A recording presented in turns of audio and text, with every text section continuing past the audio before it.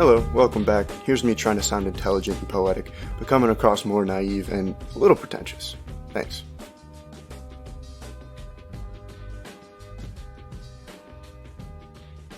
What do you remember most about your childhood?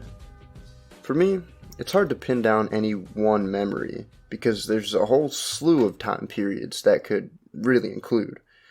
When I narrow it down to one though, say the period when I spent most of my days bowling with the fellas that lived on the street. It's still difficult to put into words what I remember most vividly about those days. There are a few scattered standouts that go beyond the day-to-day sessions, like the time we stumbled upon a homeless dude pissing in the woods, or watched a kid piss his pants after accidentally smacking another kid in the face with a metal baseball bat. Both piss-related, interestingly enough, but mostly, when I think of that time, I picture an extremely vague image, an aesthetically based point of view scene where it's bright out and the concrete's hot. A few faces flash with a ring of laughter, free from the judgment of the present truth exposing who they came to be, or who we came to be. But what I don't remember is how I even got out on the concrete, or in the places with the laughter, or really much else from that period. Or perhaps I just don't include the comfortable memories from my household in this time. I'd like to present the point here that our most enriched memories, therefore our most enriched moments in life, are primarily the result of an elegant routine. That is to say, a routine so structured and stable that it rarely obtrudes the mind because it's almost elegant.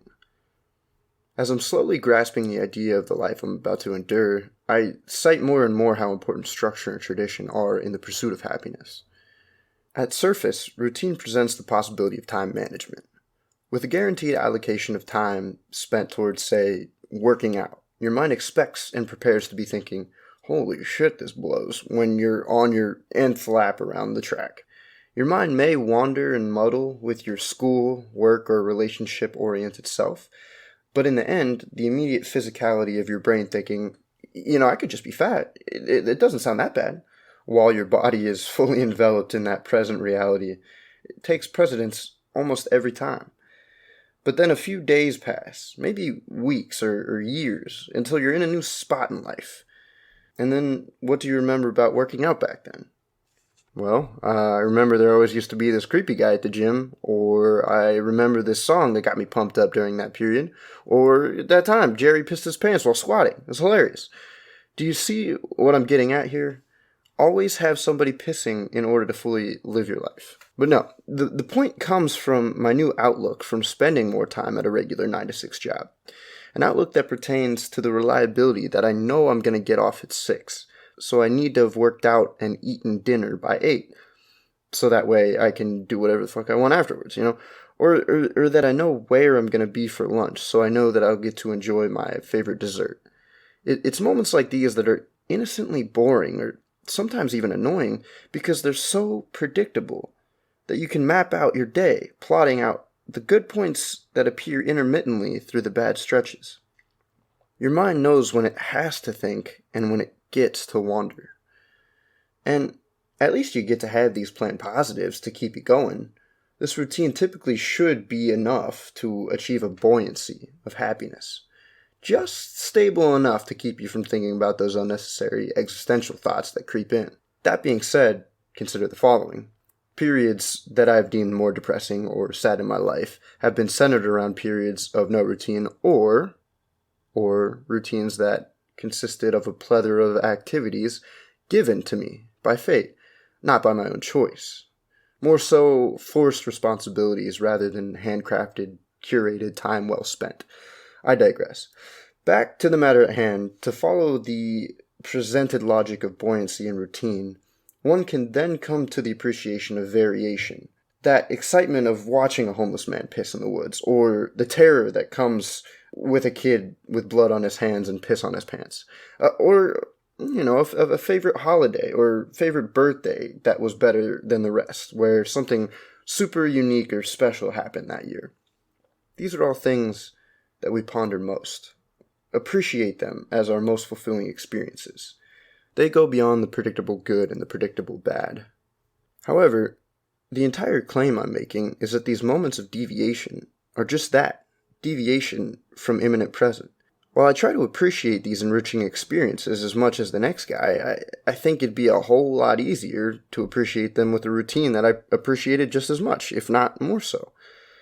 Now, I may be thinking this because of my current awkward living situation, but I mentioned it earlier.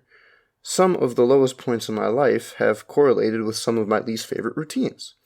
It sounds simple, but when you're trained to try and appreciate everything as it is, and you're surrounded by people that seem to be handling it pretty well, that happiness buoyancy becomes more of a struggle than a float. The moments of thought that could be filled with wandering and imagination get jacked with a violent coup by a rain cloud magnetized to your brain. Avoiding and confronting this reality is a challenge, but one we must all face. This is again where my argument comes back into play, the importance in finding elegance in routine. While you may very well be in a shitty part of your life, I hope you could still pin down where the negativity is coming from and plan them out in routine. Find little gaps here and there to fill with small but mind-engaging and interesting activities. Set a reminder every day at noon to think of your favorite person or your favorite place to be. Food must be included in your routine, right? You gotta eat. You should definitely eat food.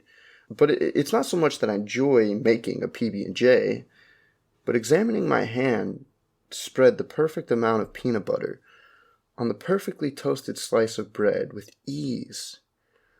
It becomes mesmerizing. The routine and the buoyancy have their offset, the variation, the pissed pants. But to even really grasp what those special experiences mean and feel, one has to be able to appreciate learning to float and finding that buoyancy. Finding the elegance in the ritual.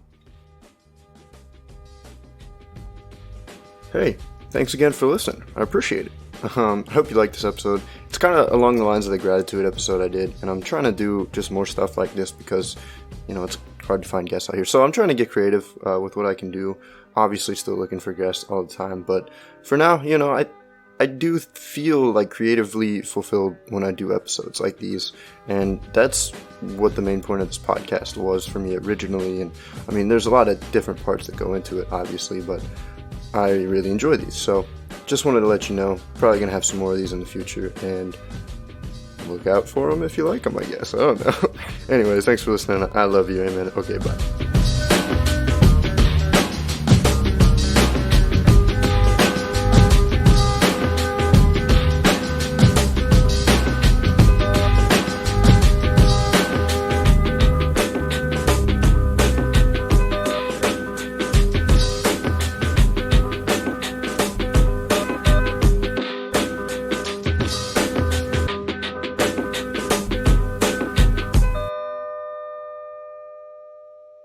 Why, yes, it looks like there seems to be quite a bit of elegance in your routine here. Yeah.